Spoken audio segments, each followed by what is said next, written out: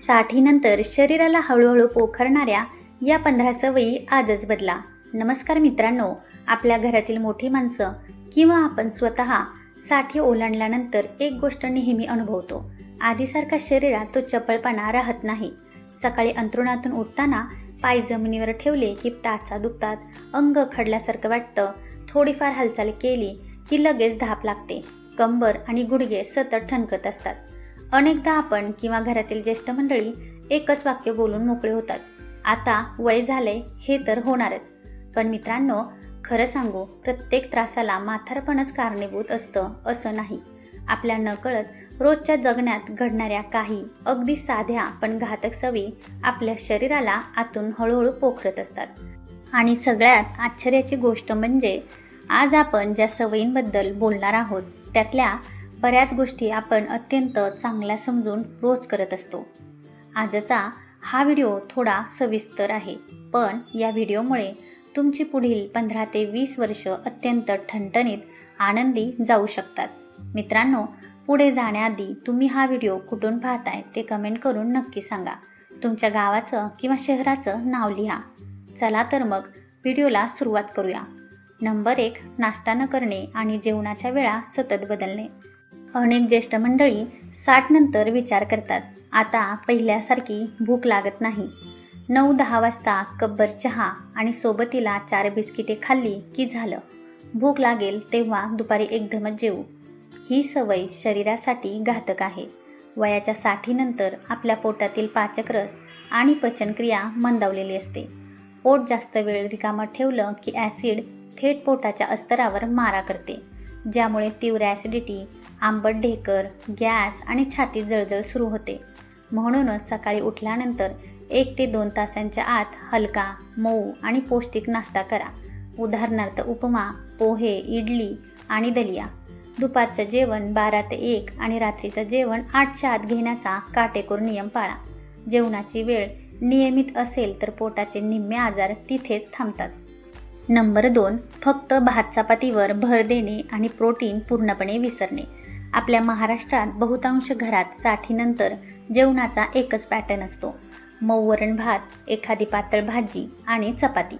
लोकांना वाटतं हलकं खाल्लं की पचायला सोपं जातं.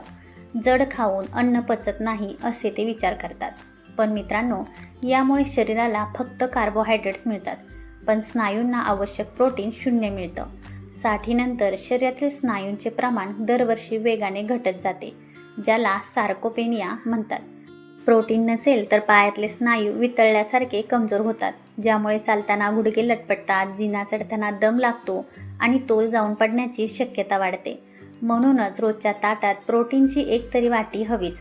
दुपारच्या जेवणात ताजं दही, पनीरची भाजी, उकडलेले मूग किंवा मटकी, डाळी, चणे, राजमा किंवा अंड्याचा पांढरा भाग नक्की ठेवा. यामुळे हाडांवरचा ताण कमी होऊन स्नायूंना थेट बळ मिळतं. नंबर 3, जेवणात फायबर कमी असणे आणि बद्धकोष्ठतेकडे दुर्लक्ष करणे.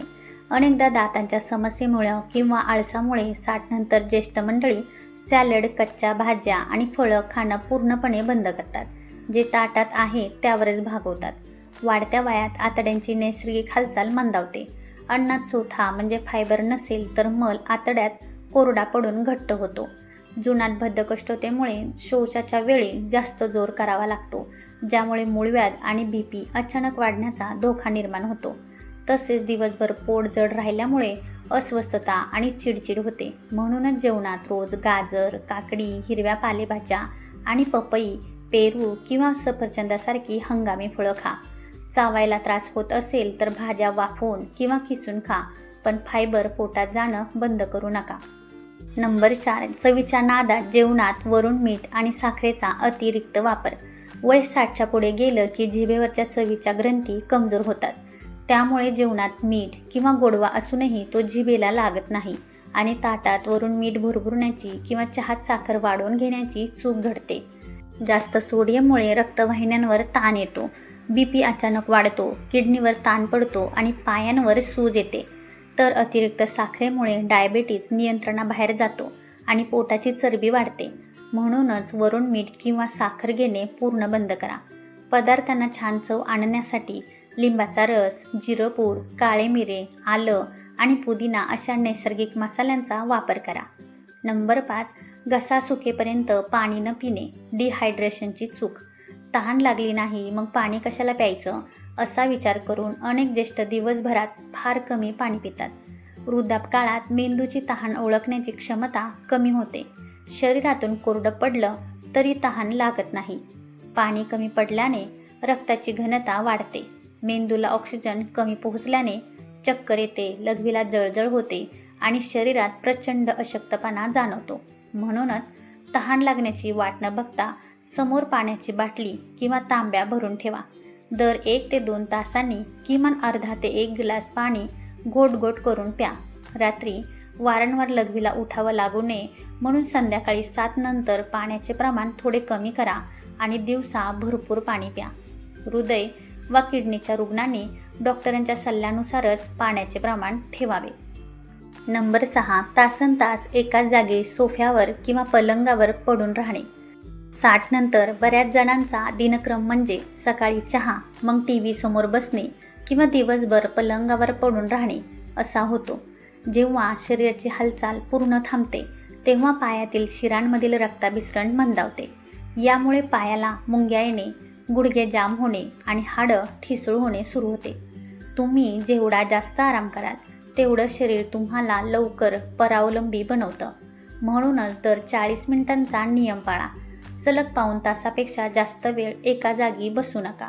दर 40 मिनिटांनी उठा. घरातल्या घरात 2 ते 3 मिनिटं फेरफटका मारा. बाल्कनीत जाऊन या आणि शरीराला सतत सक्रिय ठेवा. नंबर 7, दुपारी जास्त वेळ झोपून रात्रीचे जागरण करणे. दुपारी जेवण झाल्यावर 2.5-3 तास मस्त गाढ झोपायची सवय अनेक ज्येष्ठ मंडळींना असते. दुपारी जास्त वेळ झोपल्यामुळे शरीराचे बायोलॉजिकल क्लॉक विस्कळीत होते. रात्री 12 ते 1 वाजेपर्यंत डोळा लागत नाही. मध्यरात्री अस्वस्थता वाटते आणि सकाळी उठल्यावर डोकं जड राहतं. म्हणूनच दुपारची झोप पूर्ण बंद करू नका, पण ती फक्त 15 ते 20 मिनिटांची हलकी वामकुक्षी ठेवा. दुपारी जास्त झोप न घेतल्यास रात्री वेळेवर गाढ, शांत आणि अखंड झोप लागेल, ज्यामुळे शरीराची नैसर्गिक झीज भरून निघेल.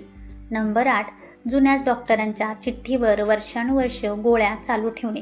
5 वर्षांपूर्वी डॉक्टरांनी BP किंवा शुगरसाठी लिहून दिलेली गोळी आजही मेडिकलमधून तशीच आणून खाणारे अनेक लोक आपल्या आजूबाजूला असतात. वाढत्या वयानुसार शरीराचे वजन, किडनीची कार्यक्षमता आणि रक्तातील साखरेची पातळी बदलत असते.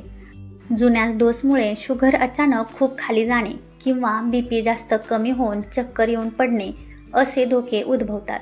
म्हणूनच दर 3 ते 6 महिन्यांनी आपल्या फॅमिली डॉक्टरांना भेटा. रिपोर्ट दाखवून डोळ्यांचा डोस कमी जास्त करण्याची गरज आहे का हे तपासूनच औषध पुढे चालू ठेवा. नंबर 9, गुळगुळीत किंवा सैल चपला वापरणे. पडण्याचा धोका. चालताना बहुतांश ज्येष्ठ मंडळी जुन्या खालून सपाट झालेल्या, घासलेल्या किंवा पायात सैल होणाऱ्या चपला वापरतात. 60 नंतर माणसाचा तोल पटकन सावरता येत नाही. अशा निसरड्या चपलांमुळे घसरण्याची भीती जास्त असते. या वयात मांडीचे हाड फ्रॅक्चर होण्याचे 90% कारण ही निसरडी पादत्राणे असतात, ज्यानंतर माणूस कित्येक महिने अंथरुणाला खिळतो. म्हणूनच घरात आणि बाहेर चालताना रबरी ग्रीप असलेले न घसरणारे अँटी स्किड आणि पायाला घट्ट पकडून ठेवणारे आरामदायक शूज किंवा चपला वापरा. बाथरूममधील पायपुसणी नेहमी कोरडी आणि न सरकणारी ठेवा. नंबर 10, डोळे, कान आणि दातांच्या त्रासाकडे कानाडोळा करणे. आता म्हातारपणात कमी दिसणारच, कमी ऐकू येणारच आणि दात दुखणारच असं म्हणून अनेक जण डॉक्टरांकडे जाणे टाळतात. डोळ्यांनी कमी दिसल्यामुळे घरातल्या घरात अडखळणे किंवा पायऱ्यांवरून घसरणे असे अपघात होतात. ऐकायला कमी आल्यामुळे माणूस आजूबाजूच्या संवादातून कट होतो आणि मनात एकटेपणाची भावना निर्माण होते. दात दुखल्यामुळे पौष्टिक अन्न चावता येत नाही आणि पचन बिघडतं. म्हणूनच वर्षातून एकदा डोळ्यांचा नंबर, कानांची ऐकण्याची क्षमता आणि दातांची तपासणी अवश्य करा. चष्मा किंवा श्रवणयंत्र वापरण्यात कसलाही संकोच बाळगू नका. ते तुमच्या सुरक्षतेसाठी आहे. नंबर 11, दुखणं सुरू होताच परस्पर पेनकिलर गोळ्या गिळणे. गुडघा, कंबर किंवा मान दुखू लागली की लगेच मेडिकलमधून पेनकिलर गोळी आणून खाण्याची घातक सवय अनेकांना असते. वेदनाही थांबवण्यासाठी औषधं बरी वाटली तरी डॉक्टरांच्या सल्ल्याशिवाय वारंवार पेनकिलर खाणे योग्य नाही. या गोळ्या दुखणं मुळापासून बरं करत नाहीत, फक्त वेदनेचा सिग्नल बंद करतात. सततच्या वापराने किडनी फेल होणे, लिव्हर खराब होणे आणि पोटात अल्सर होण्याचा प्रचंड मोठा धोका असतो. म्हणूनच पेनकिलर डॉक्टरांच्या सल्ल्याशिवाय कधीही घेऊ नका. दुखण्यावर गरम पाण्याचा शेक, डॉक्टरांनी दिलेले मलम किंवा फिजिओथेरपीचे हलके व्यायाम करून आराम मिळवण्याचा प्रयत्न करा. नंबर 12. सकाळच्या कोवळ्या उन्हापासून स्वतःला लांब ठेवणे. दिवसभर घरात पंख्याखाली किंवा सावलीत बसून राहिल्यामुळे शरीराला सूर्यप्रकाशाचा स्पर्शच होत नाही. हाडांच्या मजबूतीसाठी शरीराला कॅल्शियमची गरज असते, पण ते कॅल्शियम शोषून घेण्यासाठी विटॅमिन डी आवश्यक असतं, जे फक्त सूर्यप्रकाशातूनच मिळतं. ऊन न मिळाल्यास हाडं आतून पोकळ आणि ठिसूळ होतात, ज्यामुळे किरकोळ धक्क्यानेही फ्रॅक्चर होऊ शकतं. म्हणूनच सकाळी 8 ते 9च्या दरम्यान कोवळ्या उन्हात किमान 15 ते 20 मिनिटं बसा किंवा फिरा. उन्हात बसताना हात आणि पायांवर थेट ऊन पडू द्या. यामुळे हाडं तर मजबूत होतातच, शिवाय शरीराची रोगप्रतिकारशक्तीही वाढते. नंबर 13. आजारपण नसल्याचा विचार करून नियमित तपासणी टाळणे. मला तर काही दुखत खुपत नाहीये, मग उगीच दवाखान्यात जाऊन तपासण्या कशाला करायच्या? ही विचारसरणी अत्यंत धोकादायक आहे. हाय BP, डायबिटीज आणि कोलेस्ट्रॉल या गोष्टी सुरुवातीला कोणतीही लक्षणं दाखवता शरीरात वर्षानुवर्ष शांतपणे वाढतात आणि अचानक गंभीर स्वरूपात समोर येतात. म्हणूनच वर्षातून एकदा तरी CBC, fasting sugar, lipid profile, kidney आणि लिव्हर फंक्शन टेस्ट या मूलभूत रक्त तपासण्या आवर्जून करून घ्या. आजार सुरुवातीलाच पकडला गेला तर साध्या आहाराने आणि औषधाने नियंत्रणात येतो. नंबर 14. सांधे मोकळे करण्यासाठी हलके स्ट्रेचिंग न करणे. काही जण म्हणतात मी रोज सकाळी 1 किलोमीटर चालतो, मग बाकी सगळा व्यायाम योगा किंवा हातपाय हलवायची काय गरज आहे? चालण्याने हृदयाला व्यायाम मिळतो, पण शरीराचे इतर सांधे जसे की मान, खांदे, पाठ, कंबर आणि बोटं यांची लवचिकता चालण्याने वाढत नाही. सांधे जाम झाले की खाली बसल्यावर उठताना आधाराची गरज पडते आणि मान किंवा कंबर वाकवणे कठीण होते. म्हणूनच रोज सकाळी बसल्या जागी फक्त 10 मिनिटं द्या. दोन्ही हात पुढे करून मुठी उघडझाप करणे, खांदे गोल फिरवणे, मान सावकाश डावीकडे उजवीकडे वळवणे आणि गोट्याचे सांधे गोल फिरवणे यासारखे हलके व्यायाम करा. यामुळे सांध्यांमधील वंगण टिकून राहतं. नंबर 15. मेंदूला आराम देणे आणि नवीन गोष्टी शिकणे थांबवणे. आता 60 नंतर माझं वय झाले, आता मी काय नवीन शिकणार असा विचार करून मेंदूचा वापर पूर्णपणे थांबवणे ही मोठी चूक आहे. मेंदूच्या नसा जितक्या कमी वापरल्या जातील तितक्या त्या वेगाने कमजोर होतात. यामुळे विस्मरण, अल्झायमर्स, डिमेन्शिया आणि सततची चिडचिड वाढते. म्हणूनच मेंदूला दररोज नवीन खाद्य द्या. रोज वृत्तपत्रातील शब्दकोडी सोडवा, सुडोकू खेळा, धार्मिक ग्रंथाचे वाचन करा, एखादं नवीन वाद्य किंवा नवीन गोष्ट शिका आणि नातवंडांसोबत खेळा. मेंदू जितका ॲक्टिव्ह राहील तितकी स्मरणशक्ती तल्लख राहील. मित्रांनो, वयाची 60 वर्ष पूर्ण झाली म्हणजे आयुष्य संपलं नाही. उलट जबाबदाऱ्यांतून मुक्त होऊन स्वतःसाठी मनसोक्त जगण्याचा हा सुवर्णकाळ आहे. आज आपण ज्या 15 सवयी पाहिल्या त्या सगळ्या एकदम एका रात्रीत बदलण्याची घाई करू नका. उद्यापासून सुरुवात करा. आधी नाश्त्याची वेळ बदला, आहारात प्रोटीन वाढवा, थोडं चालायला सुरुवात करा आणि हसत मुखाने जगायला लागा. हा व्हिडिओ जर तुम्हाला खरोखर उपयुक्त वाटला असेल तर आपल्या आईवडिलांना, आजी आजोबांना आणि घरातील प्रत्येक ज्येष्ठ व्यक्तीला आवर्जून दाखवा. अशाच माहितीपूर्ण आणि आरोग्याच्या खऱ्याखुऱ्या टिप्ससाठी आपल्या चॅनलला नक्की सबस्क्राईब करा. पुन्हा भेटूया अशाच एका महत्त्वाच्या विषयावर गप्पा मारायला. तोपर्यंत स्वतःची आणि कुटुंबाची उत्तम काळजी घ्या. धन्यवाद.